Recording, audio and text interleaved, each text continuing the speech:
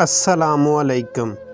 عورت کے نخرے اس وقت مر جاتے ہیں جب اسے پتہ چلے کہ جسے وہ چاہتی ہے وہ کسی اور کا ہونے لگا ہے۔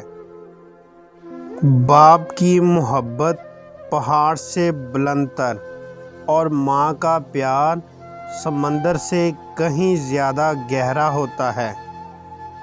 جو والدین اپنے بچوں کی تربیت کو قدرت پر چھوڑ دیتے ہیں وہ انسانیت کے مجرم ہیں، کیونکہ وہ اپنی ذمہ داری سے پہلواتی کرتے ہیں۔ عرصے تک دبائے جانے والے بچے اپنی خواہشات پر روک لگانا سیکھ جاتے ہیں۔ انسان قدرتی منظر اور کتابوں کے مطالعہ سے بہت کچھ سیکھ سکتا ہے۔ اولاد کی ممتا بھری پرورش سے گریز کرنے والی مائیں زندگی کے متعین فرائض سے کی فرات کی مرتکب ہوتی ہے۔ دماغ کے لیے مطالعہ کی وہی اہمیت ہے جو کنول کے لیے پانی کی۔ گھروں میں دولت سے چراغاں ہوتا ہے اور دماغوں میں علم سے۔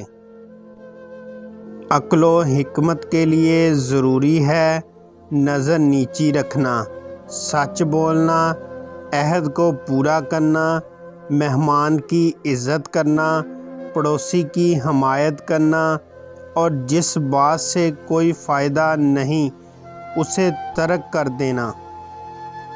ایک مذہب کے دو کنبے ایک دن باہم مل کر نہیں رہ سکتے، جبکہ دو مذہب سے تعلق رکھنے والے دو شریف انسان مدتوں اکٹھے رہ سکتے ہیں۔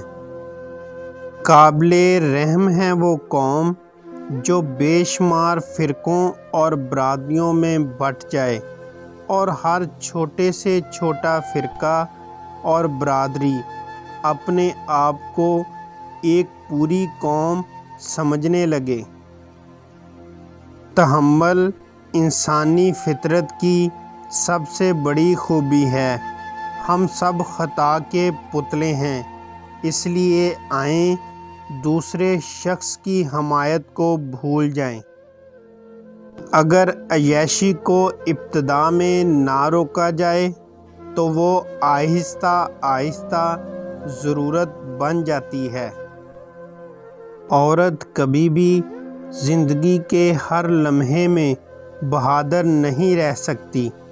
بہت ساری چیزیں ہوتی ہیں جو اسے کمزور کرتی ہیں، اور کمزور لمحوں میں تسلی کے دو لفظ بولنے والا دل کے بہت قریب ہو جاتا ہے۔ حمل کے دوران عورت کو 3 چیزیں کھلاؤ، بچہ خوبصورت اور صحت مند ہوگا۔